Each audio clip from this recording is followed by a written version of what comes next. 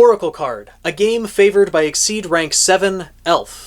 Used in place of magical duels, this game has players compete against one another utilizing their 22 card hands and the extent of the individual's magic. The deck used for this game is a self-operating magical item that has been developed by the Elves. This means that it is an item that has magic already imbued in it and can self-operate, so neither player actually has to contribute their own magic to bring the game into existence. For reference, that had to be done for the game that we saw in the anime of Existence Othello. Both Jabril and Feel had to work together utilizing their magic to actually create the game, to have it in that pocket space that was separated from the rest of the throne room and the rest of the area that they were in.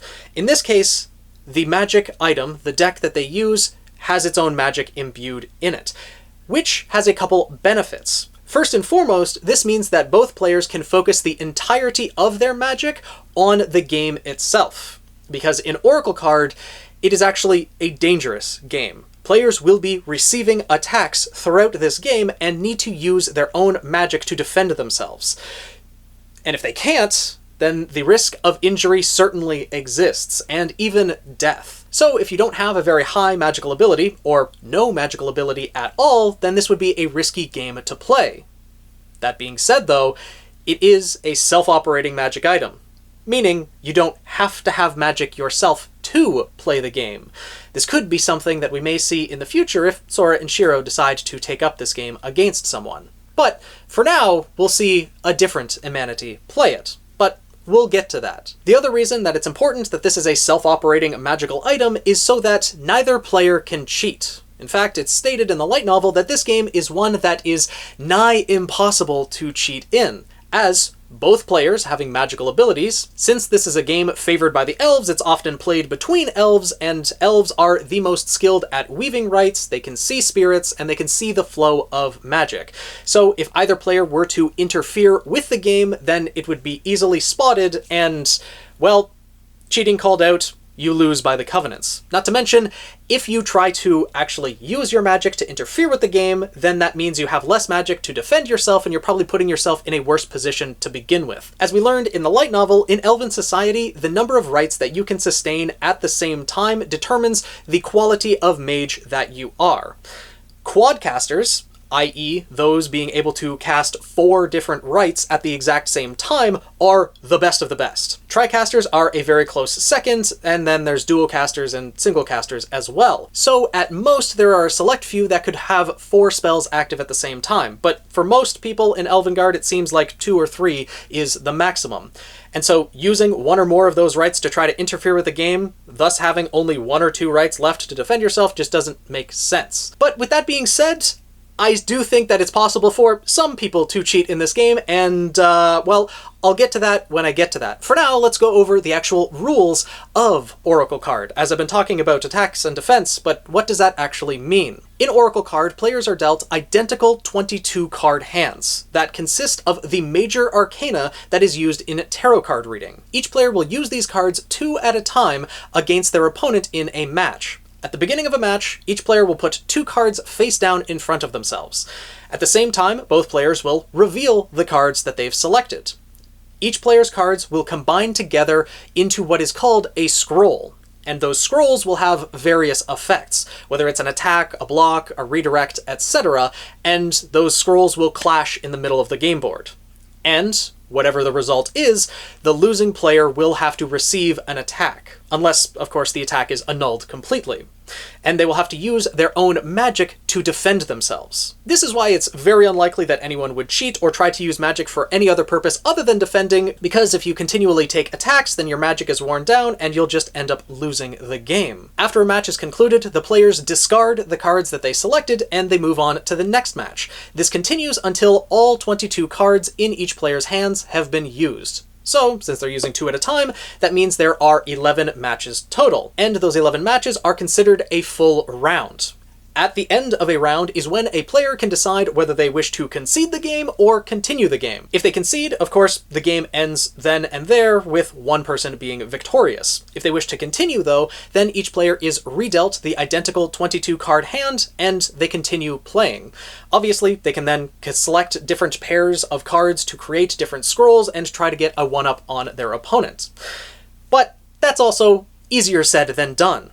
Because with 22 different cards utilized in this game, that means there are 231 different scrolls that can be formed, each with their own effects, strengths, and affinities. Different ways that they will interact with every other scroll, given the cards that constitute them. So, you know, it's a relatively complex game. And because of that, generally, it is assumed that both players would be receiving multiple attacks throughout the game, and thus, the greater mage, i.e. the one that can defend better than the other, is the one who would likely come out victorious. This is why the game is so favored among the elves, is because, generally, it is a way to prove who is the greater mage, who is able to weave the most offensive spells, the best defensive spells, and have the best constructed rights. That being said, though, if you just don't take the attacks in the first place, then, well, there's no need to weave those rights. And in that case, a lesser mage, or even no mage at all, could end up winning the game. The only other rule that really plays a factor is that there is a set time limit for each player to select their 2 cards and place them in the middle. If they don't, then it is assumed that the player who didn't forfeits that individual match. Now, we don't know the context surrounding this, whether that means the person who didn't place down their cards has to take an attack directly, or whether they would just have 2 cards discarded from their hand at random, or if they just forfeit the game entirely. It's implied that the only time a player can actually concede the game is at the end of a given round, after both players' hands are exhausted, so I would assume 2 cards would be discarded from a player's hand at random, meaning you could lose some of your stronger cards, the ones that would have a stronger effect on the game, or ruin the strategy that you had planned if you can't end up playing your cards within that time limit. There's a little bit of ambiguity there, but, you know, we can assume that 2 cards would be discarded at random, so they wouldn't just have extra cards over their opponent after a given round ends. And I would assume, given how the game that we're about to talk about played out, the person would probably have to take a direct attack if they didn't select 2 cards. That being just my assumption, though, and I'll address that a bit more when we get to that point in the game that we're going to talk about. But before we actually get to the game, I do want to give a huge thank you to David Loebman. All of this tarot card artwork that you have seen throughout the video up until now, and will continue to see throughout the video, has been designed by David Loebman. He has been working for over 5 years to bring his Isekai Tarot project to life. It's currently on Kickstarter right now. I'll leave a link in the description below, both to the Kickstarter as well as David's website, where you can see all of the wonderful artwork that this man has created. He has brought to life so many different characters from a wide variety of different isekai anime and incorporated them into the tarot set that he's created himself. All of this artwork is original. He's done the Major Arcana as well as the 4 suited Arcana as well. The entire suit of pentacles, of wands, of cups, and swords, and all of this artwork is incredible. It has so much depth, and rather than just being regular character portraits, it seems like almost a snapshot of the living world that these characters were dropped into. I was going to say that they come from, but the entire point of isekai is that they're not coming from the world that they were transported to. Still, the characters are fantastic, and I highly encourage everyone to go to the Kickstarter, if you want to, and support the project.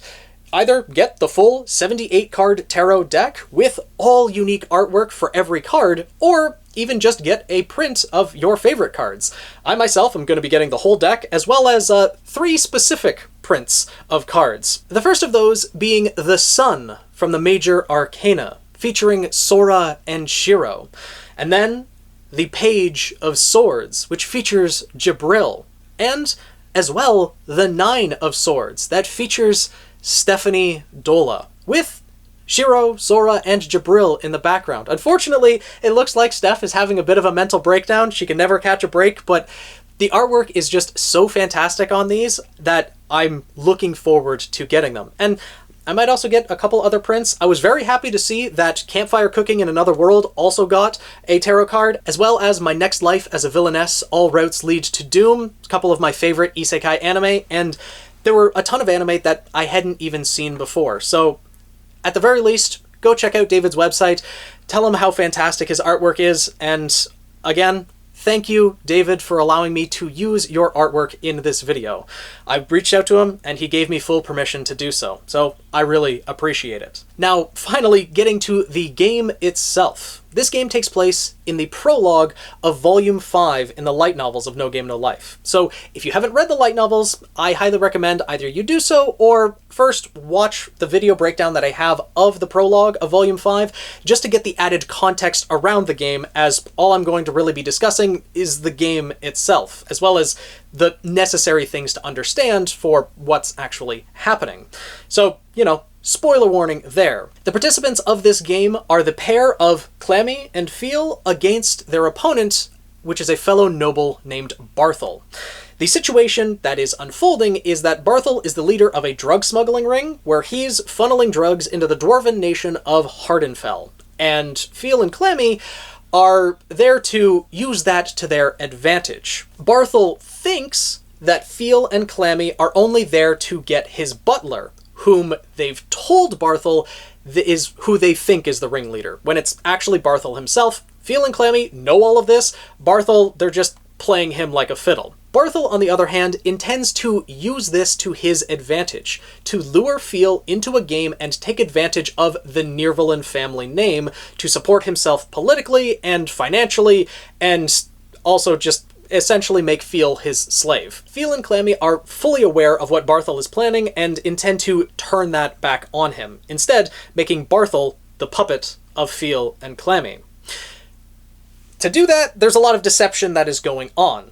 The participants that are sitting at the table playing Oracle card are Barthel and Clammy, but Feel is actually using magic to make Clammy look like Feel. So Barthel thinks he's playing Feel. And the entire point of this game at the start is that Barthel and Feel are supposed to play against each other while Clammy goes and challenges Barthel's butler to a game. The butler's supposed to win, in Barthel's mind, and then once Clammy is defeated, then the butler will use his magic to support Barthel in the game and ultimately defeat Feel, whom Barthel believes is a incompetent mage, because Feel has spent her entire life hiding what she's capable of, so people think that she is barely able to cast 2 spells at the same time. Meanwhile, Barthel is a tricaster. He can cast 3 spells at the same time. So that's pretty much the general setup for the game and the player's intentions going into this. If you want more context, again, I recommend watching my breakdown of the prologue. Now, the stakes that are bet on this game is that Barthel is demanding Feel's person. He wants ownership of Feel Nirvalin. Thus, with her being the head of the Nirvalin family, he would have full access to everything the Nirvalin family has right under his thumb. Meanwhile, Clammy, who Barthel thinks is Feel, asks that Barthel and his butler assist them unconditionally and unreservedly, as well as that they forget about us after the game concludes. Clammy specifically uses the terminology us and we when making her declaration by the pledges, so that by the pledges, it is a game that consists of the pair of Clammy and Feel against Barthel. Barthel does not notice this at all at the beginning because he's arrogant. He thinks that he's already won this. The entire pretext as to why either player would accept a game with such drastic stakes is not only what I mentioned before, that this particular game between Barthel and Feel is meant to be a bit of a charade. While they're playing, Clammy is going to go and corner the butler to try to get him as the ringleader of the entire drug smuggling. But in this case, Barthel is just extremely arrogant, and he wants to use Feel. He's threatening to expose her efforts to free the slaves in Elven society, something that would be tantamount to treason to the Elves. He's supposed to not have told his butler about everything going on, but since Barthel and his butler have been in on the whole drug smuggling thing from the beginning, well, they know everything on their side, Feel and Clammy are together on their side. It's just one side has more information than the other and has planned further ahead. So with these stakes agreed upon, both Clammy and Barthel swear Ashente by the Covenants. Once they do, they select their first 2 cards, each player putting them face down in front of themselves. And when they say open deal, their cards are flipped and revealed. Barthel's cards are Strength and the Chariot. They combine together to form the scroll, the Honorable Knight. Meanwhile, Clammy's cards are the Fool and the Lovers. They combine to form the scroll, Falling Down. Both of these scrolls manifest their physical presences on the game board in front of them. Barthel's summons a knight on horseback that draws its sword and charges towards Clammy. Clammy's scroll conjures a half-nude maiden that whispers into the ear of the knight, and the knight picks up the maiden and turns its attack back on Barthel. Barthel simply weaves 2 spells of defense to block the attack and simply laughs it off as if it was nothing, and even goes so far as to berate his opponent for using an attack reversing scroll on the very first turn. To which Clammy simply responds, "Why don't you actually land an attack before boasting?" And then they continue playing their game. Now, we actually don't get to see much of the game of Oracle Card. We get to see this very first match that they played, and then the 41st match that they played. Because in the light novel, at this point in time, we switch over to Feel's perspective as she is cornering the butler into a game, and that's something that I will discuss in its own video. As it's a very simple game, but there is a lot going on surrounding it, and it's something I want to discuss in its own video. So, that game goes on, Feel ends up defeating the butler, which is much to Barthel's surprise, and then the secret is revealed that Feel was actually using magic to disguise both Clammy and herself as each other. So now Barthel finds out that he's not actually playing Feel, he's playing Clammy, and Feel had actually cornered his butler and beat him in a game. So Barthel's thinking that something is off. He's already played 3 full rounds against his opponent, meaning 33 matches, plus 7 more. So they've already gone pretty far into the 4th round, and they're on their 41st match. Barthel wants to conclude the match right there and just call it done because, well, they achieved their goal. They got the butler, right? He's feeling incredibly uneasy right now because he knows that something is wrong. That was never part of the plan, that he would face off against Clammy and Feel would confront the butler. But Clammy does not agree to end the game. The game can only be ended if both parties agree. And Clammy then puts 2 cards face down. Barthel starts screaming in rage, saying that, well, Clammy and Feel must have cheated, because throughout the game, Clammy did take a couple of attacks, and they were blocked with magic, meaning that someone had to defend for her, that being Feel.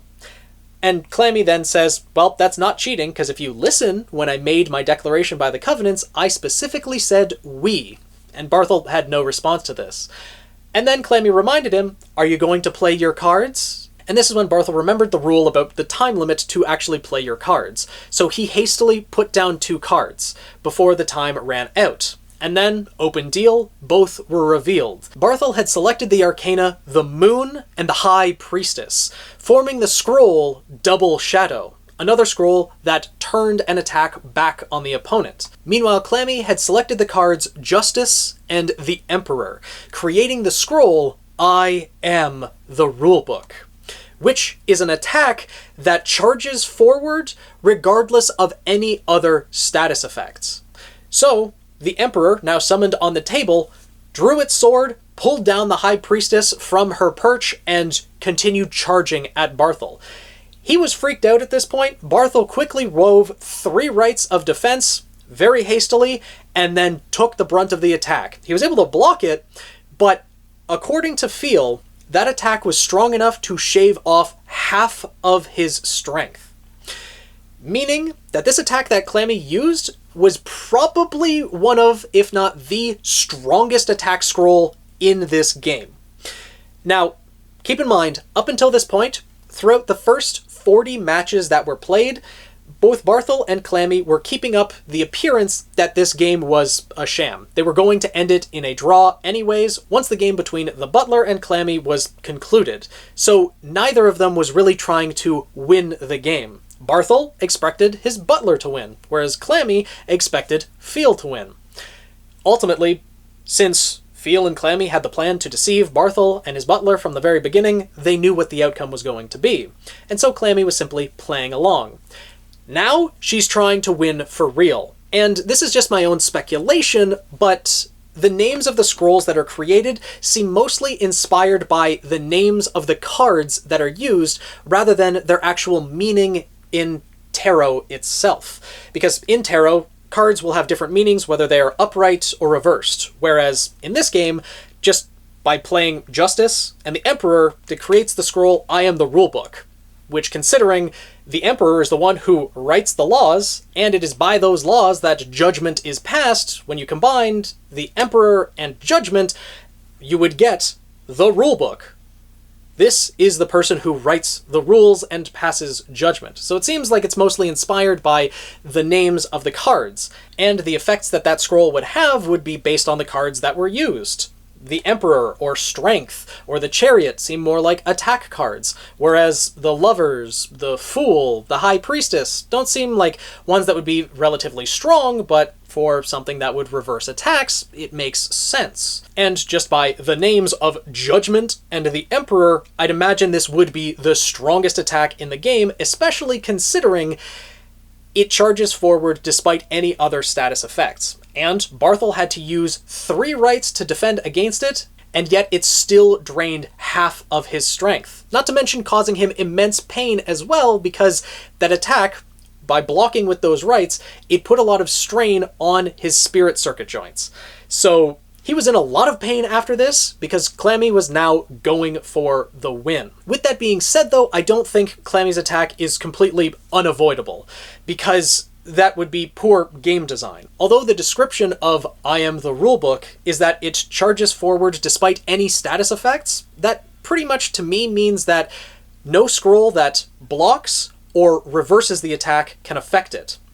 But if a scroll was created using a different arcana, perhaps the Empress, would the Emperor charge through his counterpart? I doubt it. I think that there would be a very specific silver bullet to that scroll. So as you're playing throughout the game, if you realize that your opponent has not played Judgment or the Emperor, and you know that it could combine to create such a powerful attack scroll, then you might anticipate that an opponent would play that card at some point, or is waiting for the right moment. And so you would keep that silver bullet of the Empress back, so that when you think your opponent is going to play that specific scroll, you'll play the counter to it to actually stop that attack. Or something like that. I would surmise that's how the game is generally played. There would be a lot of strategy with this game, more so than just, who can weave the strongest defensive barrier. And of course, that is proven through and through by the results of this game. We don't see any more matches, but we see the conclusion of the 44th match, which is the end of the 4th round of the game. Barthel, having taken another attack, is writhing in pain on the ground. He is in so much pain, his spirit circuits have been damaged so much that he can't weave rights anymore. Clammy tells him that, it's up to you if you want to concede. All you have to do is just read my every move and pick the appropriate countermeasures to it, without taking a single attack yourself. Which is what Clammy had done up until this point. She had taken a couple of attacks, but really, that was only right at the beginning of the game. And Clammy tells Barthel what she saw in his entire strategy. He opens the game with a straightforward attack. When that doesn't work, he then switches to a curse, which implies that there are curses in this game, or certain scrolls that apply a curse to an opponent, whether that would be something that would eventually drain their magic, or disrupt one of their defensive barriers, maybe. What exactly a curse would mean in this game is up for interpretation. And then she also says that Barthel doesn't use counters because he doesn't like them, and then when he gets scared, he tries to use a scroll that would turn the attack back on the opponent. Just as Barthel did when the truth was revealed, when he found out that things weren't exactly going as he expected. So with his strategy now read like a book, and with him writhing in pain on the ground, as well as Barthel finally coming to the realization that Feel, throughout this entire game, had been casting as much as 6 rites at the exact same time, 2 to mask the appearances of herself and Clammy as each other, 2 more rites to hide that fact from her opponents, meaning that there are spells that can conceal the fact that a spell is being used, and then Feel also participated in the game against Barthel's butler, in which she had to use magic, and was also defending for Clammy as well, which is 6 rites at the exact same time. And Barthel, even if he could read every move that Clammy had, he would still have to wear down a Hexcaster that, now that everything was out in the open, could focus the entirety of her magic and her skill on defending in this game. Barthel would have to read all of Clammy's moves perfectly for, I would assume, multiple rounds at that point. He can't cast any more magic himself because he's just in too much pain and has taken too many attacks throughout the game. Most of which, I'm guessing the most powerful of which, actually, were probably in these last 4 turns. After I Am the Rulebook shaved away half of his strength, well, the last 3 attacks Clammy had to have been waiting for, and that just, took away the rest of it. And so, with this, Barthel concedes. He knows he cannot go to another round because he would either be injured or die. And with that, the game concludes with Feel and Clammy claiming absolute victory. And thus, Clammy and Feel are able to make their demands by the pledges. So, they tell Barthel to continue his drug smuggling as he was, which, of course, confuses them. But with this, Clammy then reveals Barthel's fortune, which I am gonna use as an excuse to show more tarot cards. She flips over the first card. Temperance, upright. It looks like your business is going to continue smoothly for the foreseeable future. And then she flips over the Tower, upright, stating that, well, my goodness, about a month from now, one of your clients in the Dwarven Society is going to confess. And then she reveals the Wheel of Fortune, reversed. Oh, and when your butler is questioned, he will happen to mention your name. And the final card is Judgment, reversed. It seems that when his butler mentioned his name, now Barthel is going to be taken into custody and judged in a court of law. Such a shame that this happened.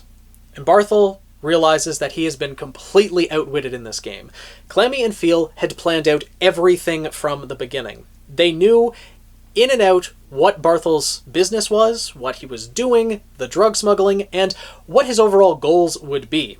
They accounted for all of it, and even so much more. They claimed in the light novel that they had so many other countermeasures and plans in place, but Barthel was just so arrogant that he fell into their traps perfectly. Like, they didn't even have to use anything. Because, presumably, as I mentioned at the beginning of the video, this game is supposed to be one where cheating is nigh impossible, because both players, being magic users, can see the right of the game. And so if anything interfered with the right, they would be able to catch on and call out the cheating. But Barthel was playing against an Amanity. Clammy couldn't actually see the right. She could see the cards in front of her and see the effects that took place, but if Barthel was cheating in the game, she'd have no way to tell. That was probably, I would imagine, one of the things that Feel and Clammy had accounted for in case Barthel tried to interfere with the deck itself. Turns out he didn't because he was just that arrogant.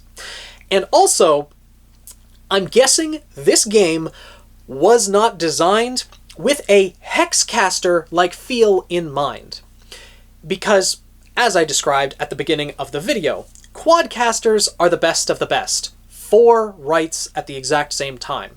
But those are a very select few. Most people in Elven Society, I would assume, are duocasters, since it was also stated in the light novels that duocasting, in other words, multiple rites at the same time, is the specialty of Exceed Rank 7, the Elves, because they are the most skilled at weaving rights on all of Disboard, hence why they were able to create the magical tool of the deck that is used in the game of Oracle Card. They're just simply the most skilled at using magic. Not the most powerful, obviously, hence why they are rank 7. They can't use as much power as the Flugel or any rank above them, but the most skilled at weaving complex rights, and obviously in magical engineering as well. That's something that is the Elves' specialty. And I will also mention that the magical items that are crafted by the Elves, although have similarities to the spirit arms that are created by the Dwarves, they are fundamentally different things, and I will address that when we eventually get to discussing the Dwarves on this channel. But as I was mentioning, duocasting is probably what the majority of Elven society is capable of,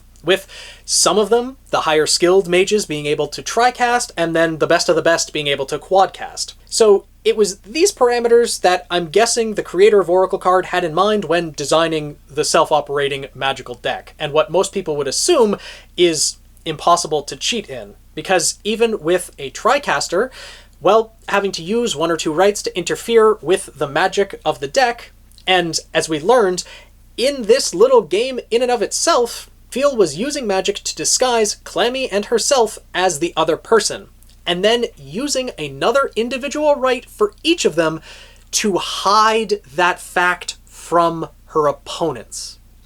Meaning that there are rights that exist that hide the flow of spirits, that hide the use of magic from other magical individuals like other elves. So Fiel, being a hexcaster, could easily afford to use 2, 3, or even 4 rights to interfere with the flow of magic in the game and then just hide it from her opponents. Because as we saw in this game, in the very first match, Barthel took the attack of Strength and the Chariot, the Honorable Knight, and he used 2 defensive rights to defend against it. But he did it as if it was nothing, and I'm guessing he was just boasting to Fiel that, well, this is how easy it is for me to cast 2 spells at once, something that he thought was incredibly difficult for Fiel. Joke's on him, obviously. And then near the end of the game, when he took what I assume is one of the strongest attacks in the game of I Am the Rulebook, he used 3 defensive rights. It still shaved away half of his strength, but it was enough to block the attack. So, you know, he didn't take the physical damage, and so really all you need is 3 rights to play this game, to be able to weave 3 defensive rights, and then Fiel would have plenty more left over. And while we're on the topic, I also kind of surmise that Fiel is maybe a bit more than a hexcaster. In No Game No Life, things from the past often repeat in the present. We've seen this with Riku and Shuvi, and the parallels that have been drawn between Sora and Shiro. Now, Fiel does have a counterpart back during the time of the Great War, her ancestor, Think Nirvalin. And although it wasn't really discussed in the movie, this is something we will discuss soon when we get to the Great War, because there is so much more that just is yet to be explored in the Great War. But with Think, she is actually an octocaster. She can cast 8 rights at the exact same time. So it's entirely possible that Fiel may take after her ancestor and be able to cast more than 6 rights at the same time. The most that was revealed in this chapter was that she's a hexcaster, she can use 6 rights at the same time. But I question that for the sole fact that Fiel had to use the 4 rights. 2 to disguise herself and Clammy, 2 to hide that from her opponents, and then a 5th one in the game that Fiel played against the Butler. Meaning that if Fiel is only a hexcaster, that means she left Clammy with only 1 right to defend her. If a scroll like I Am the Rulebook can deal that much damage through 3 defensive rights, granted, Barthel was writing them very hastily, he was scared, he was panicking, but they were still 3 defensive rights.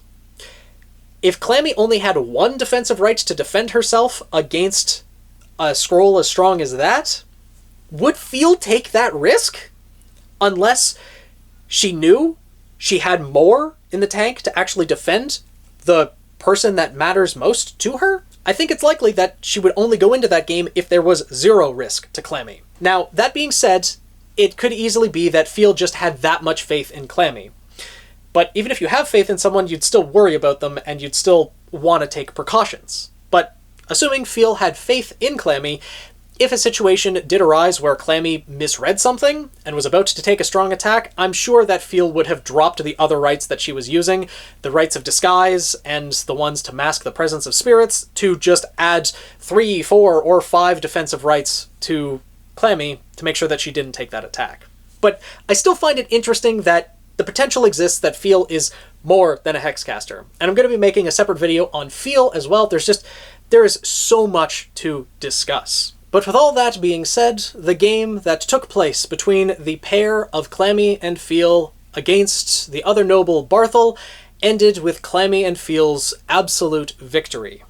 After they win, Barthel and his butler forget about them entirely, continue on their way with their drug trade, and then, as per the covenants, it all falls to pieces. And thus, Clammy and Fiel take one more small step towards toppling the largest nation on all of Disboard, the home of Exceed Rank 7 of Elven Guard. Let me know down in the comments below what you all thought of Oracle Card. Is there anything that I missed with the game? What are your ideas for some other scrolls that could be created from other Major Arcana?